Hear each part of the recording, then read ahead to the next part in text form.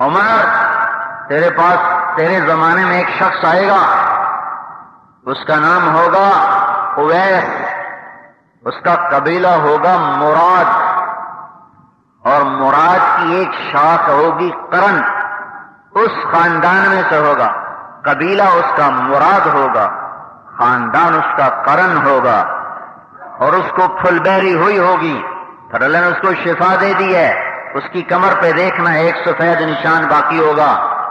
جب وہ آئے نا تو اس سے اپنے لیے دعا کرانا، کیونکہ جب وہ کسی بات کے لیے ہاتھ اٹھاتا ہے تو اللہ تعالیٰ اس کے ہاتھوں کو خالی نہیں لوٹاتا۔ حضرت عمر نے پوچھا یا رسول اللہ اس کو یہ رتبہ کیسے ملا؟ تو میرے نبی نے فرمایا ماں کی خدمت سے ملا۔ ہاں، ماں باپ کی خدمت سے یہ رتبہ ملا۔ اور میرے نبی نے فرمایا سارے لوگ جنت میں جا رہے ہوں گے، جب اویس جنت میں جانے لگے گا تو اللہ کہے گا تو کھڑا ہو جا، کھڑا ہو جا، ان کو جانے دے، تو کھڑا ہو جا۔ وہ ڈرے گا، کیوں؟ کہ تو شفاعت کر، میں تیری شفاعت کے بدلے لاکھوں انسانوں کو جنت میں پہنچاؤں گا۔ یہ خبر میرے نبی کی ہے۔ ماں باپ کی کتنی قیمت ہے، کتنی طاقت ہے۔ آج کا ماحول نہیں جانتا، پیسے کو جانتا ہے، صرف پیسہ پیسہ۔ مجھے ابھی کوئی بتا رہا تھا یہاں کتوں پہ پیسے خرچ کرتے ہیں، بٹیروں کی لڑائیاں ہوتی ہیں، کتوں کی لڑائی ہوتی ہے۔ ارے پاگلو، یہ پیسہ اللہ نے دیا ہے تو ڈرو، کتوں پہ مت لگاؤ، کہیں کتوں جیسا حشر نہ ہو جائے، کہیں اللہ کے دربار میں پھنس نہ جاؤ۔ اگر ذاتی ہے جہاں مرضی لگاؤ، اللہ نے دیا ہے سنبھل کے خرچ کرو، سویا ہوا نہیں ہے، غافل نہیں ہے، جاہل نہیں ہے، زندگی امانت ہے، پوچھے گا۔ مال لگانا ہے تو اللہ نے راستے بتائے ہیں کہ ماں باپ پہ لگا۔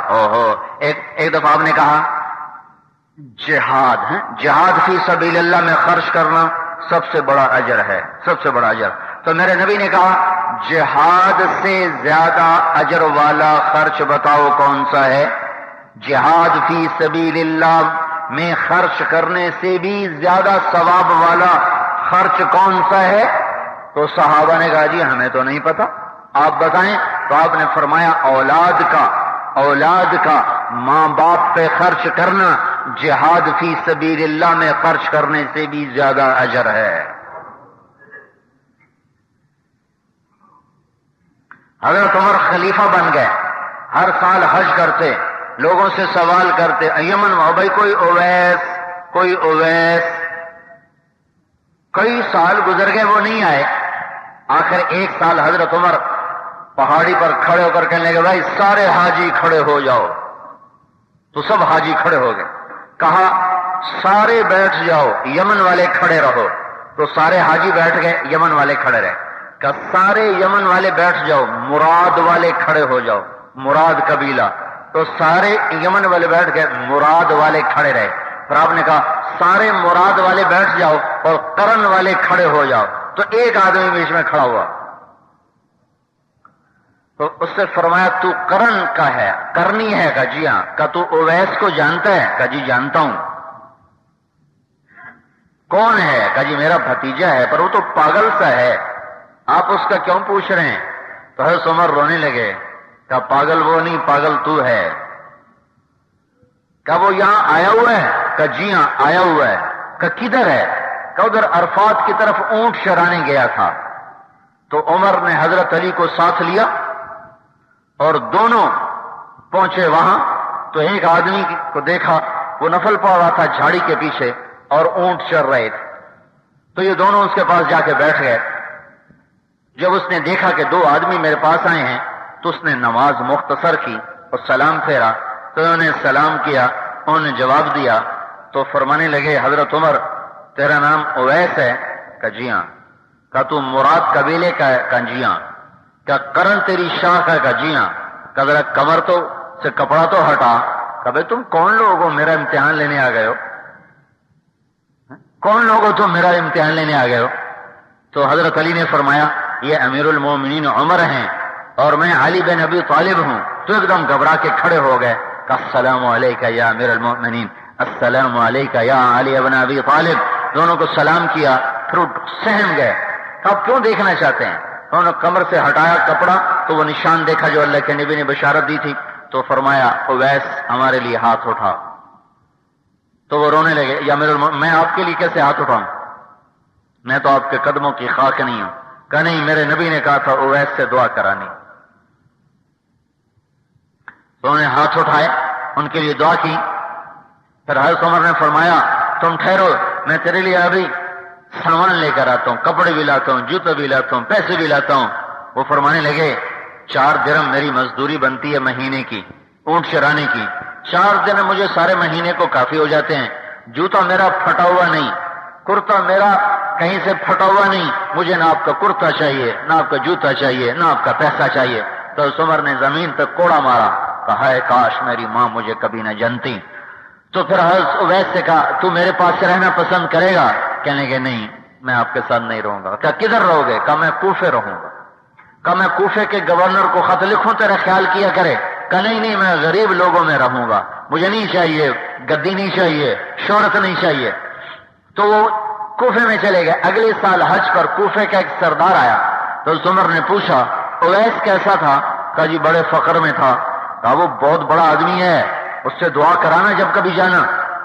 جب وہ حج سے واپس آئے تو اویس کو ڈھونڈا تو دریائے فرات کے کنارے نفل پڑھ رہے تھے. یہ پہنچے تو اس کے پاس بیٹھ گئے. فارغ ہوئے تو کہا اویس میرے لیے دعا فرمائے. انہوں نے فرمایا تو ابھی حج کر کے آ رہا ہے، تو دعا تو حاجی سے کروائی جاتی ہے، میں تیرے لیے کیا دعا کروں؟ کہا نہیں، تم ہاتھ اٹھاؤ میرے لیے دعا کرو. تو حضرت اویس کرنی نے کہا کہیں تیری ملاقات عمر سے تو نہیں ہوئی؟ کہاں جی ہوئی ہے. کہ اچھا پھر اسی نے بتایا ہوگا. تو پھر انہوں نے ہاتھ اٹھائے، دعا کی اور راتوں رات کوفہ چھوڑ کے غائب ہو گئے کہ اب تو لوگ مجھے پیر بنا لیں گے اور میرا تعلق میرے اللہ کے ساتھ ہے، میں لوگوں سے کچھ نہیں چاہتا ہوں. راتوں رات غائب ہو گئے. یہ تعلیمات میرے نبی نے بتائی ہیں. یہ قصہ اویس کا میرا نبی کیوں بتا کے گیا کہ اولاد ماں باپ کے سامنے سر جھکانے والی بنے، صرف پاؤنڈ نہ گنتے رہیں، پیسے نہ گنتے رہیں. یہ پاک تعلیم کون دے سکتا ہے؟ ہائے ہائے. میرے نبی سے پوچھا گیا قیامت کب آئے گی؟ تو آپ نے کہا اللہ کو پتا. کہا اچھا یا رسول اللہ کوئی نشانی بتا دیں. تو آپ نے فرمایا نشانی جب تم دیکھو کہ ماؤں کو ذلیل کیا جا رہا ہو، جب ڈڈیال کا نوجوان اپنی ماں کے ساتھ نوکر جیسا سلوک کرے تو سمجھو قیامت آنے والی ہے، آ گئی. بڑے گھر بنانے سے بڑا نہیں بنتا انسان، اعلیٰ صفات سے آدمی بڑا بنتا ہے اللہ کے دربار میں. اللہ کے محبوب نے فرمایا کاش میرے ماں باپ زندہ ہوتے، میں تمہیں ان کی خدمت کر کے دکھاتا. پھر وہ کون ہے جو میری ماں تو ہوتی، چونکہ ماں کو تو دیکھا ہے باپ کو تو دیکھا نہیں.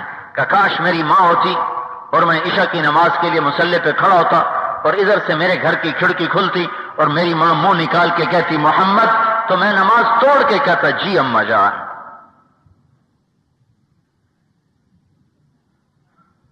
میرے بھائیو، حضرت محمد صلی اللہ علیہ وسلم معلم ہیں، استاد ہیں، نبی ہیں، رسول ہیں، مرشد ہیں، ہادی ہیں. وہ طریقہ سیکھو ورنہ ہم 2 ٹکے کے نہیں ہوں گے قیامت کے دن. آپ ایک زندگی دے گئے، ہائے ہائے. جب آپ مدینے آئے، مدینے پہنچے تو ایک بڑے یہودی عالم تھے عبداللہ بن سلام. وہ کہنے کہ میں جا کے سنوں یہ نبی کیا کہتا ہے. تو آپ خطبہ میں فرما رہے تھے افشوا السلام واطعموا الطعام وصلوا الارحام وصلوا باللیل والناس نیام تدخلوا الجنت بالسلام. آئے ہائے، ایسا خوبصورت پیغام اور اتنے خوبصورت الفاظ کہ عبداللہ بن سلام نے کہا اشہد انہ رسول اللہ، میں گواہی دیتا ہوں یہ وہی رسول ہے جس کی تورات نے خبر دی تھی کہ ایک نبی آنے والا ہے. کیا کہا میرے نبی نے؟ سلام پھیلاؤ. کیسے؟ علی من عرفت ومن لم تعرف. ہمارا کیا ماحول ہے، جس کو جانتے ہیں نا صرف اس کو سلام کرتے ہیں. میرے نبی نے فرمایا اپنے کو بھی سلام کر اور غیر پر بھی سلام کر، پرائے کو بھی سلام کر، اپنوں کو بھی کر. سلام پھیلاؤ. وَأَطْعِمُوا الطَّعَامَ، اور کھانے کھلاؤ، سخی بنو. میرے اللہ کو بخل پسند نہیں ہے، بخیل سے دوستی نہیں لگ سکتی. وصل الارحام، اور ماں باپ سے اچھا سلوک کرو، بہن بھائیوں سے اچھا سلوک کرو، رشتہ داروں سے اچھا سلوک کرو. وصلوا باللیل، صرف 5 نمازیں نہ پڑھو فرض، اٹھ کے رات کو تہجد بھی پڑھو. جب ساری دنیا سو رہی ہو اٹھ کے 2 نفل پڑھ لو، 4 پڑھ لو، 6 پڑھ لو، 8 پڑھ لو، اٹھ کے کچھ پڑھ لو. کیا ہوگا؟ تدخل الجنت بالسلام، تم سلامتی کے ساتھ جنت میں داخل ہو جاؤ گے. میرا نبی ایک تعلیم لایا، میرا نبی ایک زندگی لایا، بازار کو سکھایا ہے. التاجر الصدوق الامین مع النبیین، سچا تاجر نبیوں کے ساتھ ہوگا. عدل والا بادشاہ عرش کے سائے کے نیچے ہوگا. جس نوجوان نے جوانی کو زنا سے بچایا اور ظلم سے بچایا اور نافرمانی سے بچایا، شراب جوئے سے بچایا، اللہ کے عرش کے سائے کے نیچے ہوگا. جس کو اللہ نے 2 بہنیں دی یا 2 بیٹیاں دی، ایسی زندگی کون سکھا سکتا ہے؟ جس کو اللہ نے 2 بہنیں دی یا 2 بیٹیاں دی، اس نے ان کی پرورش کی. بیٹیاں نہیں ہیں بہنیں ہیں، بہنیں نہیں ہیں بیٹیاں ہیں، ان کی پرورش کی، ان کی شادی کی، پھر ان کا حق دیا.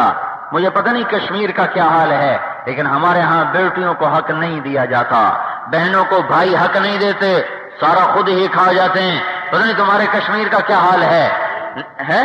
نہیں دیتے. ہاں، ایک ہی معاشرہ ہے یہ، اصل میں ہندو رگ ہے، ہندو رگ. ہم سارا یہ قبیلہ مسلمان، ہم ہندو سے مسلمان ہیں، چاہے کشمیر کیوں، چاہے پنجاب کیوں. ہندو مذہب میں بیٹی کے لیے کوئی حصہ نہیں، بہن کے لیے کوئی حصہ نہیں. لیکن میرے رب نے، میرے نبی نے بیٹی کا حصہ بتایا، بیٹی کا حصہ رکھا.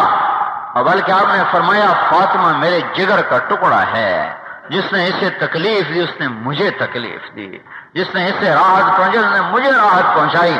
کہ سارے لوگوں کی نسل بیٹوں سے چلتی ہے، میری نسل میری بیٹی فاطمہ سے چلے گی. کہ حسن حسین جنت کے نوجوانوں کے سردار ہیں، میری بیٹی فاطمہ جنت کی عورتوں کی سردار ہے.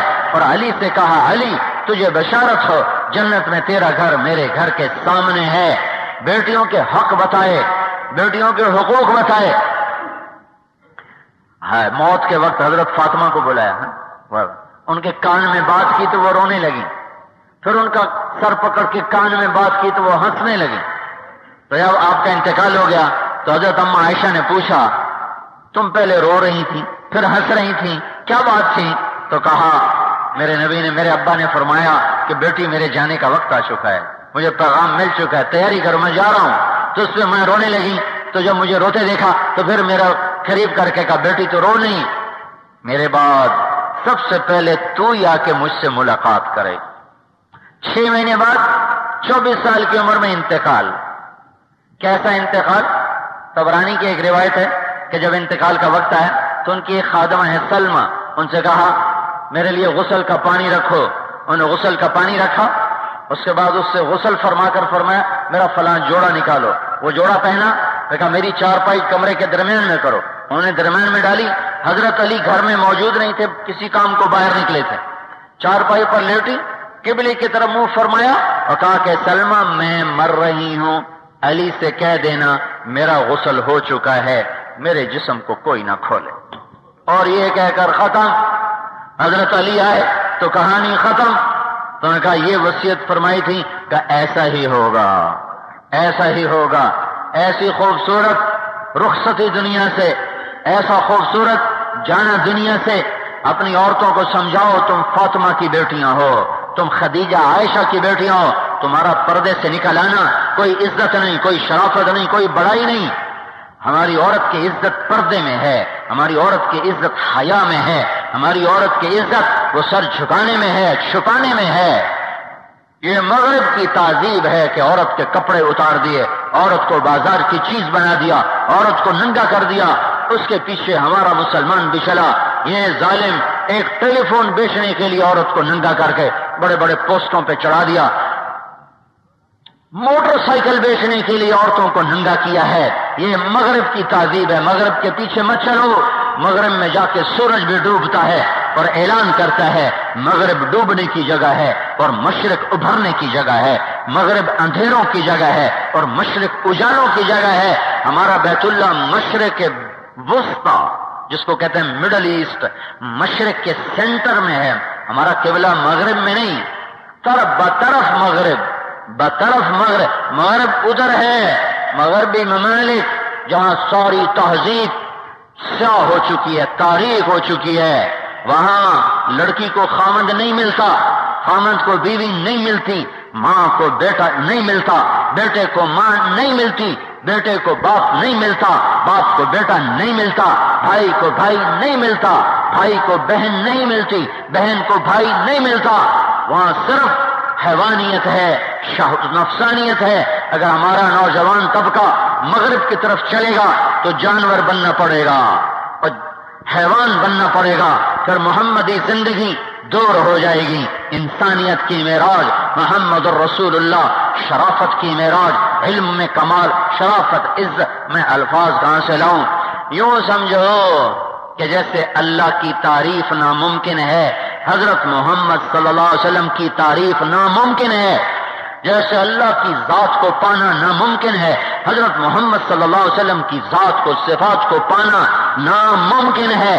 اندھے بن کے ہاتھ میں ہاتھ دے دو اور پیچھے چلو، جنت تک پہنچائے گا، اللہ سے ملائے گا، دنیا کی ذلتوں سے نکالے گا، پستیوں سے نکالے گا.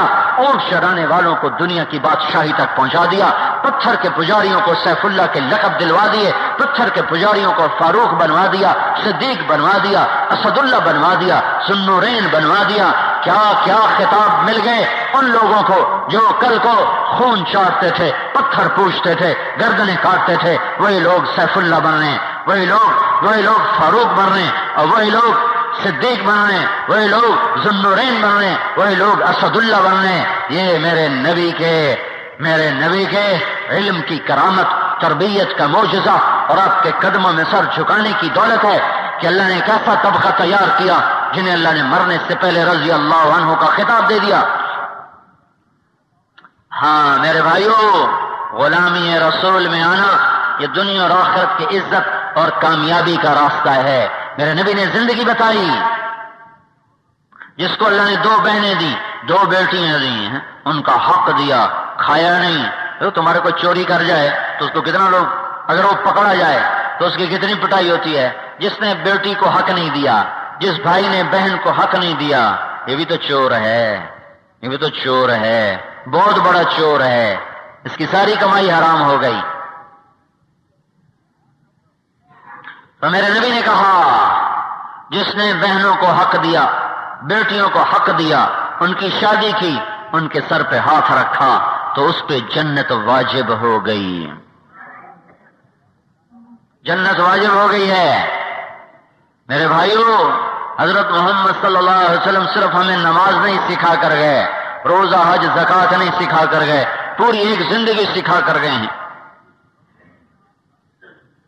یہ تبلیغ کا کام اس پاک زندگی کو سیکھنے کی محنت ہے، یہ اس کی نقل و حرکت ہے کہ مرنے سے پہلے حضرت محمد صلی اللہ علیہ وسلم کی پاک زندگی سیکھو اور اس کو لے کر دنیا میں پھرو کہ اب کوئی نبی نہیں آنے والا. یہ تبلیغی جماعت نہیں ہے، یہ کوئی فرقہ نہیں ہے، یہ حضرت محمد صلی اللہ علیہ وسلم کی پاک زندگی کو سیکھنے کی محنت ہے. میرے بھائیو، انسان اپنے خاندان سے بڑا نہیں بنتا، ورنہ ابو لہب سیدھا جنت میں جاتا. پر میرے رب نے کہا تبت یدا ابی لہب وتب، اور خاندان کے چھوٹے ہونے سے کوئی چھوٹا نہیں بن جاتا، ورنہ بلال کو پوچھنے والا کوئی نہ ہوتا. پر میرے نبی نے کہا جب میں جنت میں جاؤں گا تو میری سواری کی لگام بلال کے ہاتھ میں ہوگی جو میرے ساتھ جنت میں داخل ہوگا.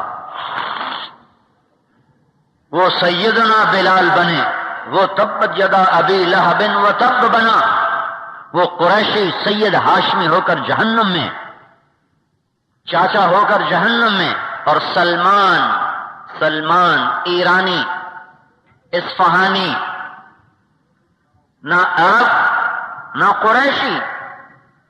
اور جنگ خندق کھودی جا رہی ہے، ایک حصہ ملا مدینے والوں کو، ایک حصہ ملا مکے والوں کو، ہجرت مہاجرین کو.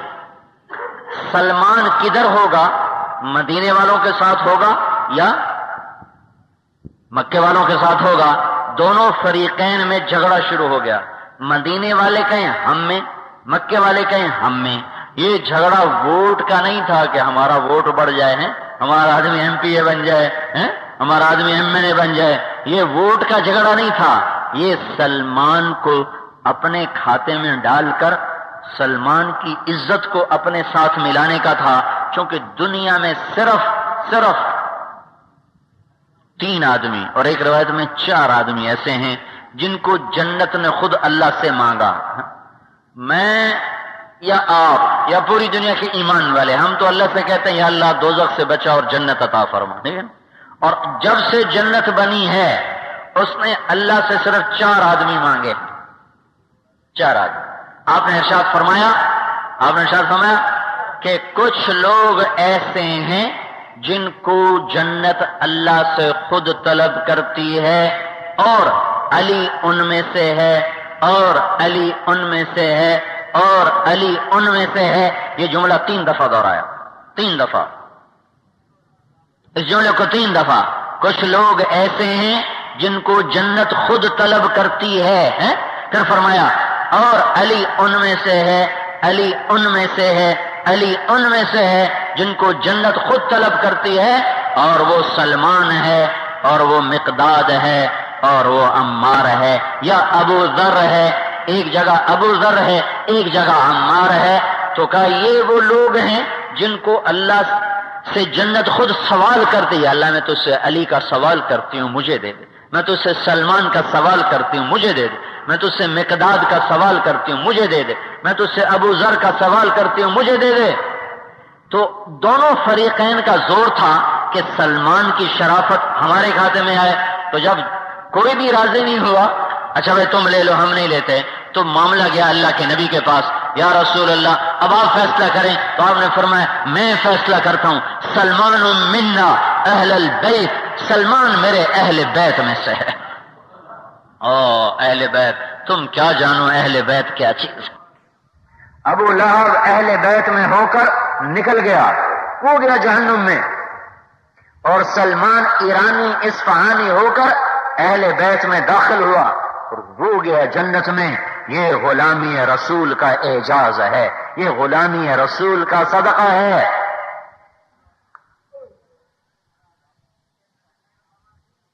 ہاں، اور اہل بیت کیا چیز ہیں. آپ نے کہا قیامت کے دن کسی کا نسب کسی کے کام نہیں آئے گا، پر میرا نسب میری اولاد کے کام آئے گا.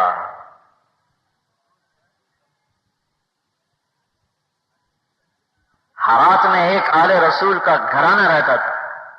وہ شخص فوت ہو گئے، بچے چھوٹے چھوٹے یتیم. تو خاتون نے ہجرت کی کہ وہاں معاش کا ذریعہ کوئی نہیں. تو اس سمرقند طاقتور شہر تھا، سمرقند کا رخ کیا، وہاں پہنچی، معلوم کیا یہاں کون آدمی با اثر ہیں. تو پتہ چلا فلاں مسلمان ہے، بڑا با اثر سردار ہے، اور ایک مجوسی بھی ہے، مجوسی آگ کی پوجا کرنے والے ایک وہ ہے. تو وہ گئی مسلمان کے پاس، فرمایا کہ میں اہل بیت میں سے ہوں، میرے چھوٹے چھوٹے بچے ہیں، مجھے سہارا چاہیے، مجھے آسرا چاہیے، میرے بچے بڑے ہو جائیں. تو وہ کہنے لگا تمہارے پاس کیا سند ہے کہ تم اہل بیت میں سے ہو؟ کہا میرے پاس سند کوئی نہیں ہے. کہا یہ تو ہر چوتھا آدمی کہتا میں اہل بیت میں سے ہوں. تو وہاں سے آئی تو وہ ایرانی کے وہ جو آتش پرست اس کے پاس چلی گئی. تو اس نے ان کا استقبال کیا، ان کو گھر دیا، کھانا دیا، ٹھکانہ دیا.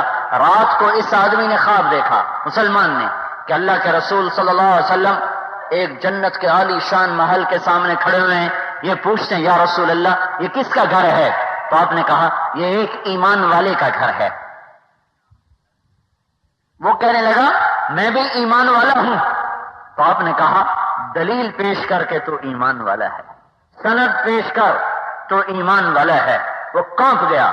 تو آپ نے غصے میں کہا میری بیٹی آئی تجھ سے ٹھکانہ مانگنے، تو اس سے دلیلیں مانگنے لگا کہ دلیل پیش کر کے تو اہل بیت میں سے ہے، نکل جا میرے دربار سے. اس کی آنکھ کھلی اور اس کی ہائے ہائے، اور وہ بھاگا. وہ کدھر گیا وہ خاندان؟ انہوں نے کہا جی فلاں مجوسی لے گیا. جو آگے اس کا کنڈا جو آگے دروازے پہ ٹھا ٹھا مکے مارے. وہ باہر نکلا. تجھے اللہ کا واسطہ، جس کو بھی مانتے ہو اس کا واسطہ، وہ خاندان مجھے دے دو اور میرا سارا دھن دولت لے لو. تو آگے رونے لگا. کہا اب یہ سودا نہیں ہو سکتا. پہلے دن دیکھا سودا تھا، اب میں بھی دیکھ چکا ہوں. جو خواب تو نے دیکھا وہی میں نے دیکھا. وہ محل تیرے نام سے اترا، میرے نام پہ چڑھا. میں ایمان لا چکا ہوں، میں ایمان لا چکا ہوں. سلمان منا اہل البیت. ہائے ہائے میرے بھائیوں، گھر بیٹھے نہ اللہ کی محبت ملتی ہے نہ اللہ کے رسول کا عشق ملتا ہے. یہ تمہیں دھوکہ لگا ہوا ہے کہ ہم عاشق رسول ہیں. جب تک نہ جان لگے، نہ مال لگے، نہ دھکے کھاؤ، نہ گھر چھوڑو، نہ وطن چھوڑو، نہ لوگوں کی کڑوی کسیلی سنو تو عشق آئے گا کہاں سے؟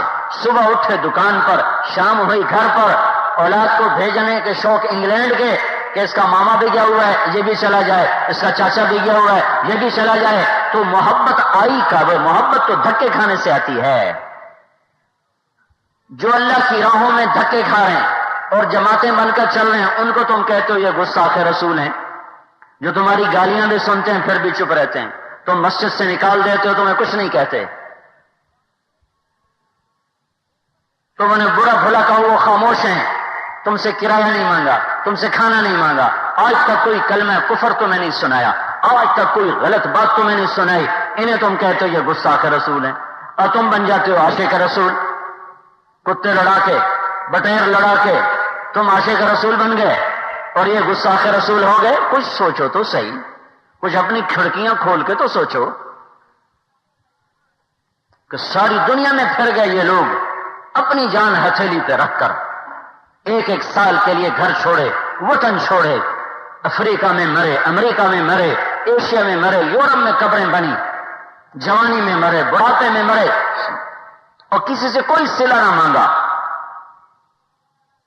کوئی دیکھو نا، کوئی معیار ہوتا ہے، ایک پیمانہ ہوتا ہے جس پر تولا جاتا ہے. بھئی یہ چیز ایک سیر ہے، کیا پیمانہ ہے؟ کیا پتا ہے کہ ایک سیر ہے کہ آدھا سیر ہے کہ سوا سیر ہے؟ تو تم نے ایک پیمانہ بنایا ہے، ایک باٹ بنایا ہے، ایک پتھر بنایا ہے، وہ ایک سیر کا ہے. ایک طرف پھر اس کو تولتے ہو، وہ اس کے برابر ہوتی ہے تو ہم کہتے ہیں ایک سیر ہے، 1 کلو ہے. کھٹی ہو تو وہ نیچے چلی، وہ اوپر چلی جاتی ہے، زیادہ ہو وہ نیچے چلی جاتی ہے. تو اللہ کے رسول کی محبت کا بھی تو کوئی پیمانہ ہوگا، اس کا بھی تو کوئی پیمانہ ہے. وہ پیمانہ غلامی رسول ہے. عشق رسول کا پیمانہ غلامی رسول ہے. جھوٹ بھی چلے، سود بھی چلے، گانا بھی چلے، موسیقی بھی چلے، ماں باپ کی نافرمانی بھی چلے، شراب بھی چلے، جوا بھی چلے، لڑائی بھی چلے، کتے بھی لڑیں، بٹیر بھی لڑیں اور عشق رسول بھی ہو. کوئی تو تول کے دیکھو، تول کے تو دیکھو. اس کو نبی کی سیرت پر تولو، اس کو قرآن پر تولو. پھر تو یزید بھی عاشق رسول بن گیا، پھر تو شمر بھی عاشق رسول ہے. پھر حسین کو سر کٹانے کی ضرورت، پاگل تھا حسین جو سر کٹا گیا. بچے بھی ذبح کروا دیے، ہم سے نصیحت لیتا، ہم اس کو سکھاتے. ایویں تو سر لائی جانا کی لوڑ ہی کوئی نہیں. کیڑی لوڑ ہے سر وہاں نہ بن دی تو بندہ ایویں بھی عاشق بن جاتا ہے. آئے ہے یا وہ کملا تھا یا ہم کملے. وہ تو ہو نہیں سکتے، وہ تو پاک ہستیاں تھے، ہم ہی پاگل اور دیوانے ہیں. کوئی تو ترازو لاؤ کہیں سے کہ جس میں تولا جائے کہ کہتا میں اللہ کے رسول کا عاشق ہوں. ابے تولو اس کو. کس میں تولو گے؟ اب کس چیز میں تولو گے؟ تولنے کے لیے میرے نبی کی سیرت ہے، میرے نبی کا قرآن ہے، میرے نبی کا کلام ہے، میرے نبی کی زندگی ہے. اگر اس پہ تلتے ہو تو ہو، اگر اس پہ نہیں تلتا تو پھر سوچو مجھے سیکھنا ہے. یہ تبلیغ کا کام ساری دنیا میں اللہ کے پیغام کو، اللہ کے رسول کی محبت میں تو پہنچانے کی محنت ہے.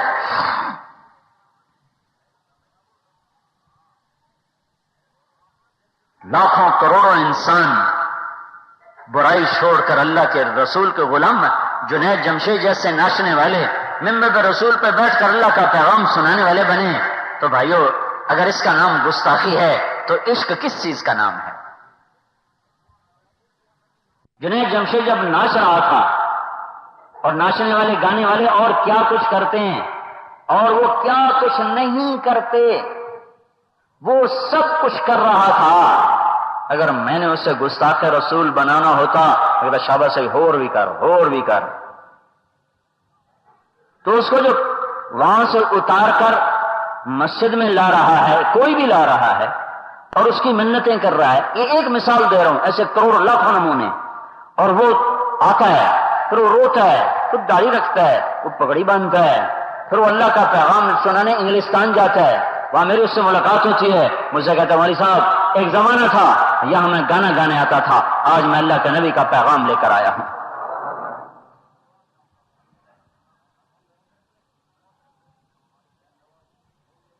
اندر اللہ کے سوا کوئی نہیں جانتا، وہ فیصلے میرے اللہ کے ہیں، ظاہر پہ فیصلے کیے جاتے ہیں، لیکن تم خود سوچو اگر وہ گستاخ رسول بنتا تو تبلیغ میں جا کر اور زیادہ بدماشی کرتا، اور زیادہ نافرمانی کرتا۔ وہ کیسے وہاں سے پیچھے آیا؟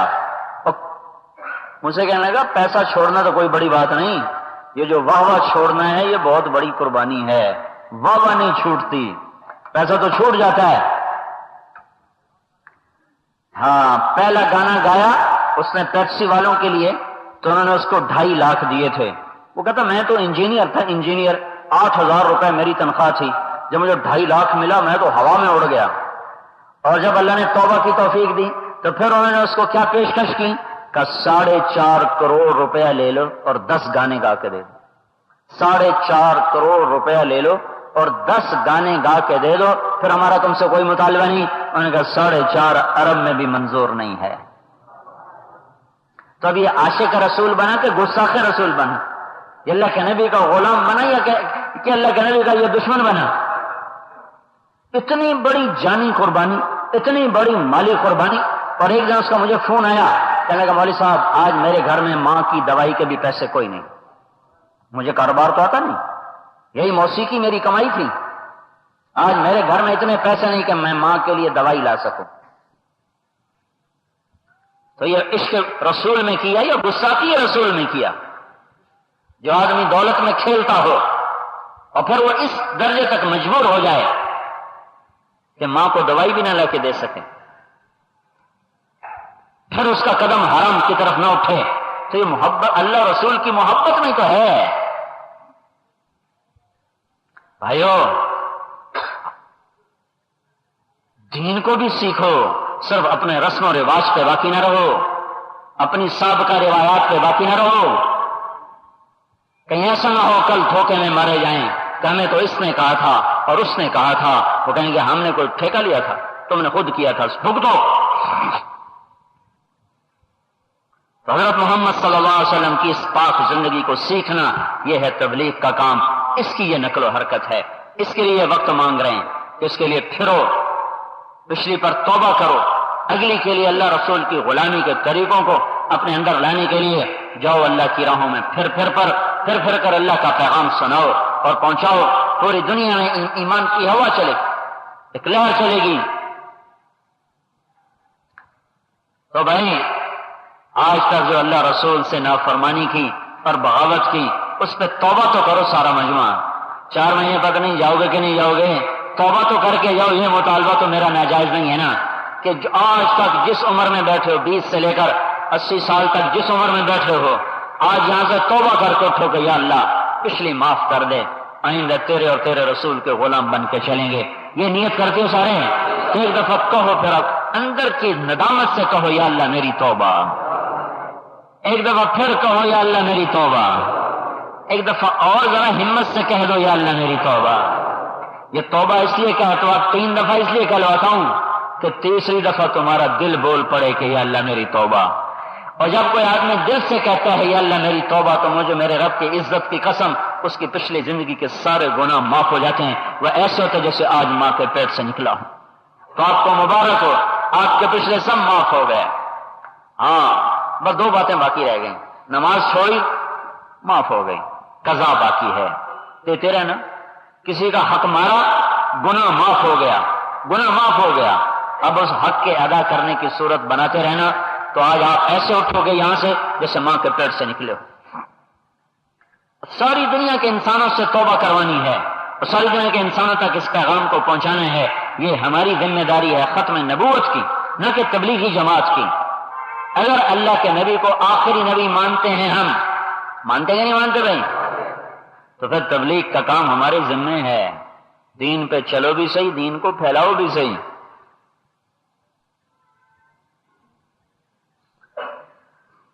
تو اللہ سارے عالم ایک ہوا چلائے گا. تو بھائی اس کے لیے 4 مہینے کے ارادے کرو، 40 دن کے ارادے کرو. اگلے مہینے آپ کے کشمیر کا اجتماع ہو رہا ہے میر پور میں، اس سے 4 مہینے کے، 40 دن کے، 10 دن کے کچھ نہ کچھ وقت لے کر نکلو. دیکھو تو صحیح، فائدہ ہو تو چلتے رہنا، نہ ہو تو پابندی تو کوئی نہیں. اب بولو بھائی، توبہ تو سب نے کر لی نا بھائی، سب نے، باہر والے بھی. ابھی باہر والے بھی کر رہی توبہ ماشاءاللہ، اندر والے بھی. اب بولو بھائی.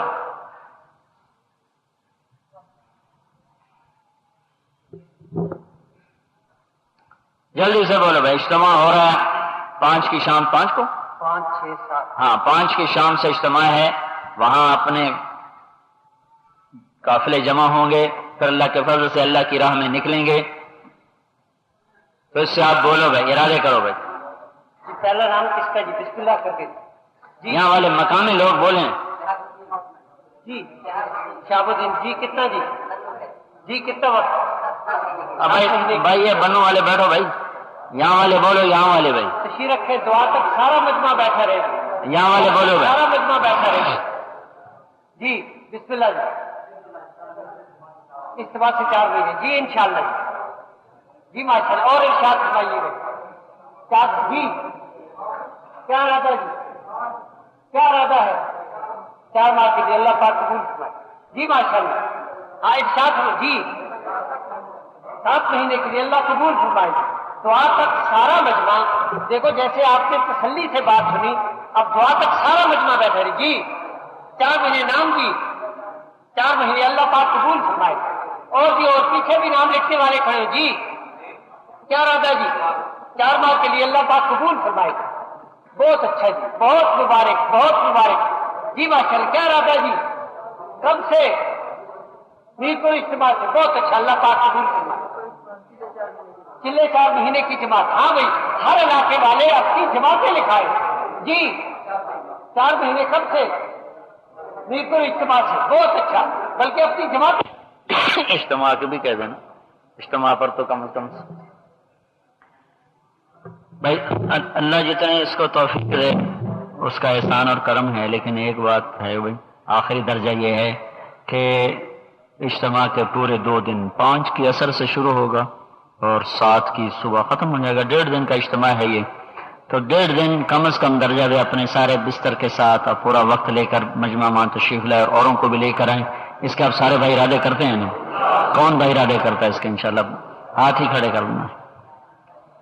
بستر لے کر بھائی. واہ بھائی واہ، مبارک. ماشاءاللہ، بے اللہ قبول کرے بھائی. آخری گزارش یہ ہے بھائیو کہ اللہ تعالیٰ کے نبی نے دنیا سے جاتے ہوئے 2 نصیحتیں کی تھی، 2 وصیتیں تھیں جو آپ کی زندگی کا خلاصہ ہیں. 23 برس محنت کی اور جاتے ہوئے 2 باتوں میں سارا دین بیان کر دیا. آپ نے ارشاد فرمایا الصلاۃ وما ملکت ایمانکم. اے میری امت، میری آخری 2 باتیں یاد رکھنا. ایک نماز نہ چھوڑنا، اور ایک اپنے ماتحتوں سے غریب، مسکین، مزدور، ملازم، نوکر، غلام، یہ جتنا طبقہ ہے، اگر اللہ تمہیں رزق دے اور اللہ تمہیں طاقت دے تو ان سے اچھا سلوک کرنا، ان سے بدتمیزی نہ کرنا. یہ بات آپ مسلسل دوہرا رہے تھے. الصلاۃ وما ملکت ایمانکم، الصلاۃ وما ملکت ایمانکم. پورا دین 2 حصوں میں تقسیم ہوتا ہے. ایک حقوق اللہ ہے، دوسرا حقوق العباد ہے.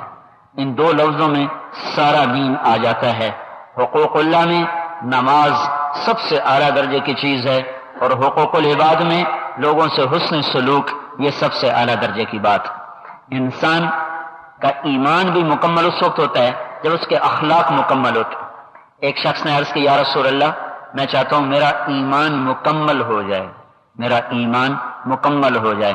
تو آپ نے ارشاد فرمایا حسن خلقک یکمل ایمانک، تو اپنے اخلاق اچھے کر، تیرا ایمان مکمل ہو جائے گا۔ تو ایک نماز زندہ ہو جائے سارے ڈڈیال میں اطراف میں کوئی بے نمازی نہ رہے، تو اس کی نمازی محنت کریں گے تو چیز آگے پھیلے گی۔ صرف اپنی نماز پڑھنا ہمارے ذمہ نہیں ہے، ساری امت کو نماز پہ لانا ہماری ذمہ داری ہے۔ تو آپ سارے بھائی نیت فرماؤ کہ سارے علاقے کو 5 وقت کی نماز پہ لانا ہے، نیت تو کرو، اپنی ذات سے شروع کرو، اللہ کا ارادہ ہوگا تو 100% ہو جائے گا۔ اللہ کا فضل ہے بہت سے علاقے ایسے ہو چکے ہیں جہاں اب لوگ 100% نماز پڑھنے والے بن چکے ہیں۔ دوسری چیز جو اللہ کے نبی نے فرمائی تھی وہ تھی حسن سلوک آپس کا، اور خاص طور پہ غریب لوگوں کا۔ اس میں 2-3 باتیں ہیں جو بہت بڑی تباہی لاتی ہیں۔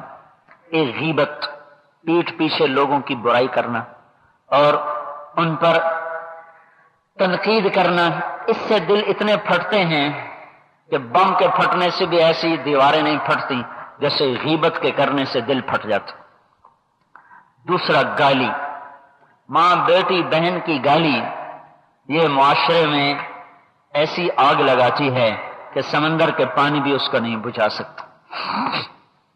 اور تیسرا جھوٹ، اللہ کے نبی نے فرمایا کہ میرا امتی بزدل بھی ہو سکتا ہے، بخیل بھی ہو سکتا ہے، کنجوس بھی ہو سکتا ہے، لیکن میرا امتی جھوٹ نہیں بول سکتا۔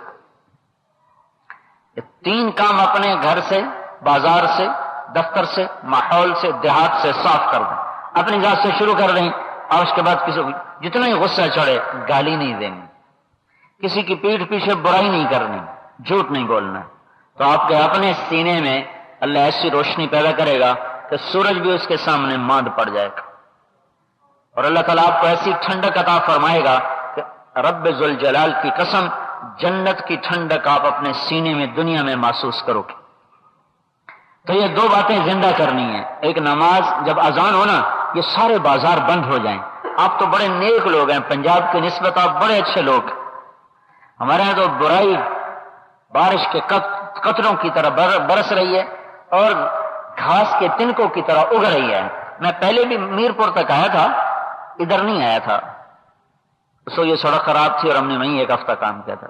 تو آپ میں دین پنجاب سے بہت زیادہ ہے، آپ کے یہاں دین کی عظمت اور قدر اور محبت میرے علاقے سے بہت زیادہ ہے، اور آپ کے نوجوان ہمارے پنجاب کے نوجوانوں سے زیادہ نیک ہیں، آپ کے مالدار ہمارے پنجاب کے نوجوانوں سے زیادہ متواضع ہیں اور زیادہ دین کے قدردان ہیں۔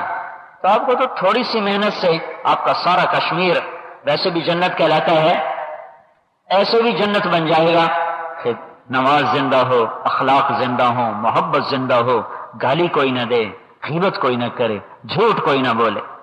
اور جو مالدار لوگ ہیں ان سے یہ کہہ رہا ہوں کہ اپنے مال میں سے زکوٰۃ گن کے نکالو، زکوٰۃ پچھلے مال کو پاک کر دیتی ہے، اور 2.5 روپے نکل جانے سے 100 روپے پاک ہو جاتے ہیں، اور 2.5 روپے باقی رہ جائیں تو سارا 100 بھی ناپاک ہو جاتا۔ دودھ کے مٹکے میں 1 قطرہ پیشاب گیا، سارا دودھ گرانا پڑ گیا، 2.5 روپے لاکھ پہنچا تو 2,500 ہو گیا، 1 کروڑ ہوا تو 2.5 لاکھ ہو گیا، تو بہت تھوڑی رقم ہے۔ اللہ تعالیٰ نے پہلی امتوں کو 10 روپے مانگے تھے، 100 پہ 10، وہ 10واں حصہ، ہمارے لیے 40واں حصہ، ان کے لیے 10واں حصہ۔ لاکھ میں سے 10,000 دو، کروڑ میں سے 10 لاکھ دو، 2.5 لاکھ ہے۔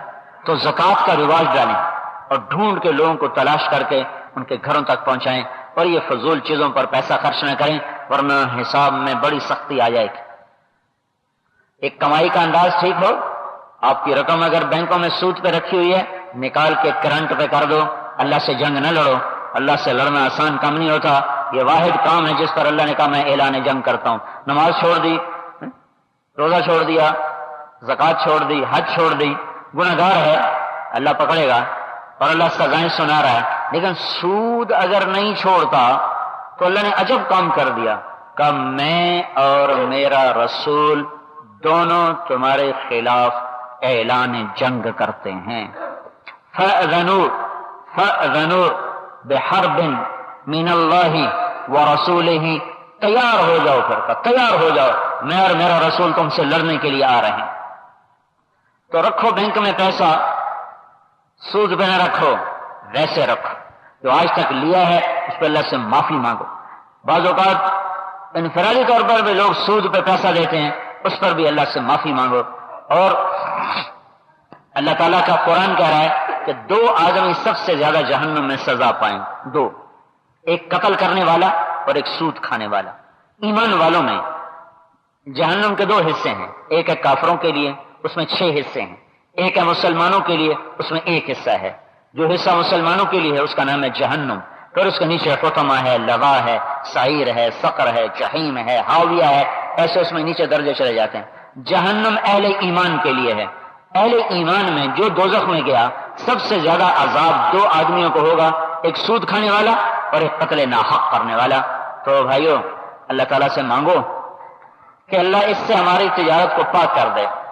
جو غربت آتی ہے نا وہ کبھی آبادی کے زیادہ ہونے سے کبھی نہیں آتی، کبھی نہیں آتی، نہ کبھی آئے گی، نہ پیچھے کبھی آئی، نہ آج ہے نہ آئندہ ہے.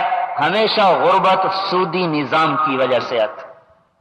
سود، سٹا اور جوا. جس معاشرے میں یہ 3 کام ہوں گے، سود پہ کام ہوگا، سٹے پہ کام ہوگا، جوئے پہ کام ہوگا، وہ معاشرہ 15 کروڑ کی آبادی کا ہو یا 15 لاکھ کی آبادی کا، وہ فقیر ہو جائے گا، فقر آئے گا. تو یہ فقر اس لیے نہیں ہے کہ آبادی زیادہ ہے، یہ فقر اس لیے ہے کہ سود ہے اور جوا ہے اور سٹا ہے.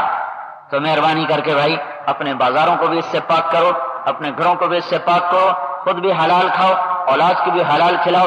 اگر حلال اللہ زیادہ دے تو اس میں سے زکوٰۃ نکالو، زکوٰۃ کے بھی اوپر دو تو اللہ تعالیٰ آپ کو نہال کرے گا، خوشحال کرے گا. غریبوں کی دعائیں لوگ ہیں، ان دعاؤں سے وہ کام بنیں گے جو سونے چاندی کے ڈھیر اکٹھے کرنے سے بھی نہیں بنیں گے. آپ کے گاؤں میں دیہات میں جماعتیں آئیں تو ان کو مسجدوں سے مت نکالو، انہیں رہنے تو دو، نہ سنو نہ رہنے تو دو.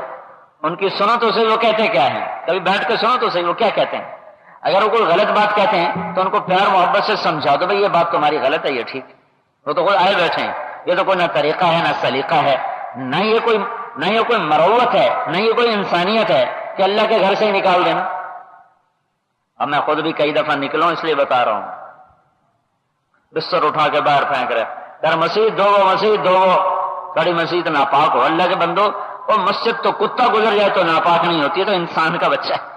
اللہ کے نبی کی مسجد میں کافر آ کے نہیں بیٹھتے تھے، اللہ کے نبی کی مسجد میں کافر آ کے بیٹھتے تھے. مدینے کی مسجد میں کافروں کے وفد آ کے بیٹھتے تھے اور آپ ان کو مسجد میں بٹھا کے اللہ کی بات سمجھاتے سناتے تھے. آپ نے تو کبھی مسجد کو نہیں دھویا. دھوئے مسجد دھو دو، طائف کا وفد آیا سارے کافر تھے لہذا مسجد دھو دو. یہ ایسی جہالت کی باتیں ہیں.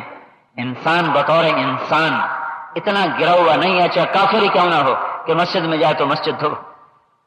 یہ نفرتیں ہمیں لے ڈوبیں. میں نے ایک آدمی کو مسافہ کیا تو اس نے ہاتھ ایسے باندھ لیے، مسافہ نہیں کیا. میں نے پھر دوبارہ ہاتھ بڑھایا، اس نے پھر ہاتھ یوں باندھ لیا. کہا نہیں. مجھے اتنا دکھ ہوا، اتنا میرا دل کٹا کہ مسافہ تو پکے کافر سے بھی کیا جا سکتا. میرے نبی نے تو منافق کا جنازہ بھی پہنا. مجھے کافر تو نہیں کہہ سکتے کیونکہ میرا ظاہر تو مسلمان والا ہے، اور نہ میں کلمہ کفر کا بول میں تو کلمہ ایمان پڑھ رہا ہوں نا، تو مجھے کافر نہیں کہا جا سکتا. ہم مجھے منافق کہہ سکتے ہو. تو تمہارے اور میرے نبی نے منافق کا جنازہ پڑھایا، تو یہ مسافہ بھی نہیں کر رہا ہے. یہ کون سا اسلام ہے؟ کہاں سے یہ دین آیا ہے؟ یہ محبتوں کا دین ہے. ایک بازاری عورت جا رہی تھی، رنڈی، اللہ کے نبی کھانا کھا رہے تھے، کہنے لگے بڑا آیا رسول، کسی کو روٹی نہیں پوچھتا. تو آپ نے کہا آجا کھا لے. وہ آ کے بیٹھ کر وہ آپ کو ذلیل کرنا چاہتے تھے، کہنے لگے نہیں ایسا نہیں کھاؤں گی، جو تیرے منہ میں ہے وہ نکال کے مجھے کھلا. تو آپ نے وہی نوالا منہ سے نکالا. اس کا مذاق اس کی ہدایت کا ذریعہ بن گیا، اور نبی کے منہ سے جب جائے گا اس کے منہ میں تو پھر ایمان اندر نہیں جائے گا تو اور کیا ہوگا؟ جب آپ کا لعاب اس کے منہ میں گیا، آپ نے منہ سے وہی نوالا نکالا اور اس کے منہ میں ڈالا، اور اس کے ساتھ ہی اس کے اندر کلمہ بھی اتر گیا، ایمان بھی اتر گیا. تو آپ نے تو بازاری عورتوں کے ساتھ یہ سلوک کیا. یہ تم بھی عجب بادشاہ لوگ ہو، مسجدوں سے نکالو، مسجد ناپاک ہو گئی. ابھی کچھ اپنی سمجھ استعمال کرو.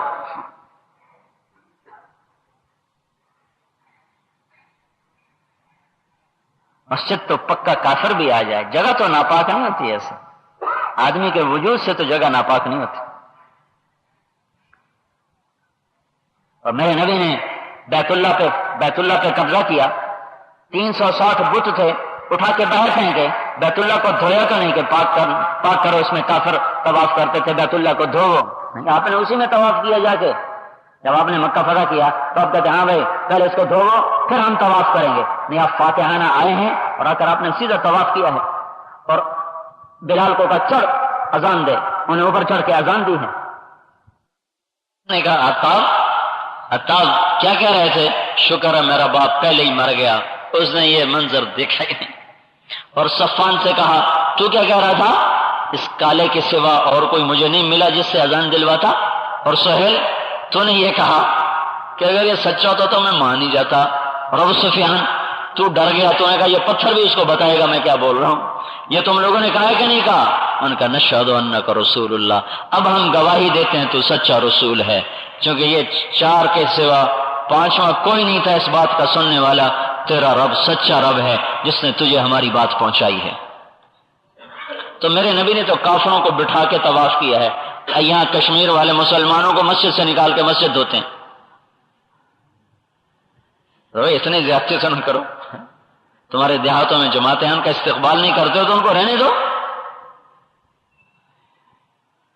تو بھائی نیت کرتے ہو نا سارے، چلو ضرور شریف پڑھو، اللہم لک الحمد کما انت اہلہ فصل علی محمد کما انت اہلہ وفعل بنا ما انت اہلہ انک اہل التقوی و اہل المغفرہ ربنا آتنا فی الدنیا حسنہ وفی الآخرۃ حسنۃ وقنا عذاب النار۔ یا اللہ ہم سب کو معاف فرما دے، ہمارے سارے گناہ معاف فرما دے، صغیرہ کبیرہ اجتماعی انفرادی معاف فرما دے۔ ہمارے اندر میں جو گناہوں کے جذبے ابھرتے ہیں اور اس پر ہمارے قدم اٹھتے ہیں، یا اللہ تو ہمیں ایسی ایمانی طاقت دے دے کہ نہ قدم اٹھے نہ جذبہ ابھرے، اور یا اللہ ہمارا ہر جذبہ تیری اطاعت کا ہو، ہمارا ہر قدم تیری اطاعت کا ہو، اس کی ہمیں توفیق دے دے۔ یا اللہ دنیا اور آخرت کی ہر خیر ہمیں عطا فرما، اور دنیا اور آخرت کے ہر شر سے ہماری حفاظت فرما۔ پوری امت میں یا اللہ، پوری امت میں پورا دین زندہ فرما۔ یا اللہ پوری امت کو نیک لوگوں کے حوالے فرما، ہمیں ظالموں کے تسلط سے بچا، ہمیں فرعونوں کے تسلط سے بچا۔ یا اللہ ہمیں پتھر دل انسانوں کی حکمرانی سے بچا، ہمیں پتھر دل انسانوں کے اقتدار میں آنے سے بچا۔ ہمیں یا اللہ دیانتدار لوگوں کے حوالے فرما، نیک لوگوں کے حوالے فرما۔ یا اللہ پوری امت میں جو توڑ پیدا ہوا اور جو آگ لگی اور بھائی بھائی کا دشمن ہوا، ہماری یہ توڑ ختم فرما، اور ہماری آپس میں محبتیں پروان چڑھا اور آپس میں تعلق کو قائم فرما۔ یا اللہ ہماری مسجدیں بھر دے، ہمارے بازار بھی مسجد کے نمونے پر کر دے۔ یا اللہ ہم سب سے راضی ہو جا، جن گناہوں کی وجہ سے تو ناراض ہے ہمارے وہ گناہ معاف کر دے، اور جن یا اللہ اعمال سے تو راضی ہوتا ہے وہ اعمال ہماری زندگی میں داخل کر دے۔ میرے مولا ہم تیرے گناہگار بندے ہیں، تجھے راضی کرنا چاہتے ہیں، تیری رضا کو دل سے چاہتے ہیں، پر یہ نافرمانیاں ہمیں ذلیل کر دیتی ہیں۔ اے میرے مولا ہمیں نافرمانیوں کی نفرت دے دے، گناہوں کی نفرت دے دے۔ یا اللہ جتنے احکام یا اللہ ہمارے اور تیرے درمیان ہیں وہ بھی زندہ فرما، اور جتنے ہمارے اور بندوں کے درمیان ہیں وہ بھی زندہ فرما۔ یا اللہ تو اس آنے والے اجتماع کو قبول فرما، جتنے اجتماع ہو رہے ہیں سارے قبول فرما، اور جتنی جماعتیں پھر رہی ہیں سب کی نقل و حرکت قبول فرما۔ اور یا اللہ اپنے محبوب کے صدقے ہماری دنیا بھی ٹھیک کر دے، ہماری آخرت بھی ٹھیک کر دے۔ اور یا اللہ اپنے محبوب کے آنسوؤں کے طفیل یا اللہ ہمیں دنیا میں بھی اپنی رضا نصیب فرما اور آخرت میں بھی اپنی رضا نصیب فرما۔ یہ جتنے مجمع نے ہاتھ اٹھائے ہیں ان سب کو قبول فرما لے، ان کی محبتیں پروان چڑھا دے، ان کے بازاروں میں کھیتوں میں برکت دے دے۔ یا اللہ تو ان کو آپس میں شیر و شکر کر دے، اور یا اللہ انہیں پورے عالم میں دین کے زندہ کرنے کا ذریعہ بنا دے۔ یا اللہ جو بیمار ہیں ان کو شفا عطا فرما دے، جو مقروض ہیں ان کے قرض ادا کروا دے، جو آپس میں لڑے ہوئے ہیں ان میں صلح کرا دے، جو روٹھ گئے ان کو منا دے، جو بچھڑ گئے ان کو ملا دے۔ اور میرے مولا دنیا میں ہم سے جو بچھڑ گئے ایمان پر تیرے پاس چلے گئے تو ان کے درجے بلند فرما، ان کی قبروں کو ٹھنڈا فرما، اور اپنے وقت پر یا اللہ ہمیں بھی ایمان پر دنیا سے اٹھا، ہمیں مردود نہ بنا، ہمیں محروم نہ بنا، ہمیں دھکا نہ دے، ہمیں ستکار نہ دے۔ ہم تیرے گندے حقیر بندے ہیں، ہم اس نیک نسبت پر تو نے چلایا ہے، مرتے دم تک چلتے رہنے کی توفیق عطا فرما، ہمیں اس سے محروم نہ فرما۔ ربنا آتنا فی الدنیا حسنہ وفی الآخرۃ حسنۃ وقنا عذاب النار، وصلی اللہ تعالی علی النبی الکریم، آمین برحمتک یا ارحم الراحمین۔ بھائی راستہ دے دو، آپ کی بڑی مہربانی ہوگی، مسافہ نہ کرنا، میں آپ کو سلام کرتا ہوں، مجھے جواب دے دو، السلام علیکم ورحمۃ اللہ وبرکاتہ۔ آپ بھائی مجھے راستہ دے دو۔